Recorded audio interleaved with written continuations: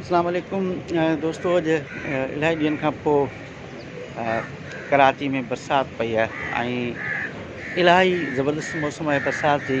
चओ तरफ़ Karachi place club में असां मौजूदु आहियूं ऐं हिन बरसाती मौसम में मूं चयो त हाणे कहिड़ी सियासी गुफ़्तगू कजे। सो सियासी गुफ़्तगू बदिरां ॿ शेर आहिनि। हिकिड़ो पलीअ साहिबु कोट लखपत जे जेको कैदी जो कोट लखपत जेल में हो उन पंहिंजी डायरी में हिकिड़ो शेर लिखियो आहे ऐं उहो शाइर जो नालो हींअर मूंखे यादि नथो पए, पर शेर आहे त झोरे वियूं झुड़ालियूं अला शलका बाहि लॻे बरसातुनि खे। माण्हू मुर्कनि मोते गुल जीअं मुखड़ा तिन जा केसू फुल जीअं पंहिंजूं अखियूं आलियूं अला शलका बाहि लॻे बरसातुनि खे। सो इहो शेर पलीअ साहिब जे हुन किताब में मूं खयो आहे, पर शाह लतीफ़ हिकिड़ो ॾाढो ज़बरदस्त ॾाढो हिन मौसम जे हिसाब सां कमाल जो हिकिड़ो शेर आहे। लतीफ़ साईं जो बैत आहे त अङण ताज़ी ॿाहिरि कुंडियूं पखा पट सुअनि, यानी घर जे अंदरि अङण में ताज़ी घोड़ा बीठल हुजनि ऐं अंदरि ताज़ी ॿाहिरि कुंडियूं माना कुंडियूं मेहूं जंहिंमां खीर वीर माण्हू पी सघे।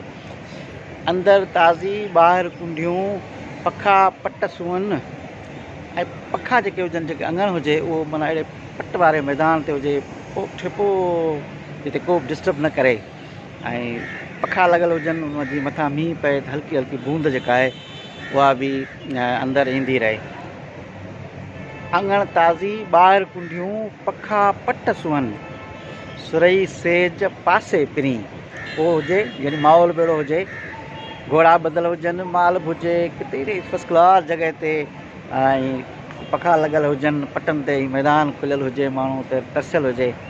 पखा पट सुअनि, सुरई सेज पोइ छा हुजे, पोइ सुरई सेज बि हुजे, सुरई सेज पासे पिरी मर पिया मींहं वसनि, यानी बरसाति पिया मींहं वठनि, सेज सुरई हुजे ऐं पिरी बि भर में वेठल हुजे ऐं पोइ मर पिया मींहं वसनि, यानी को मींहं वसण जी बंदि थियण जो नालो ई न वठे।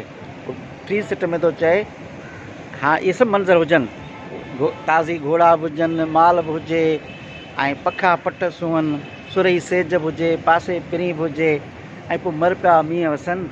पोइ छा, पोइ असां ई पिरिन शल होन बराबरि ॾींहड़ा, यानी पोइ मुंहिंजी ऐं मुंहिंजे महबूब जी जेका उमिरि आहे, ज़िंदगी हयाती आहे, उहा हिकु जेतिरी हुजे।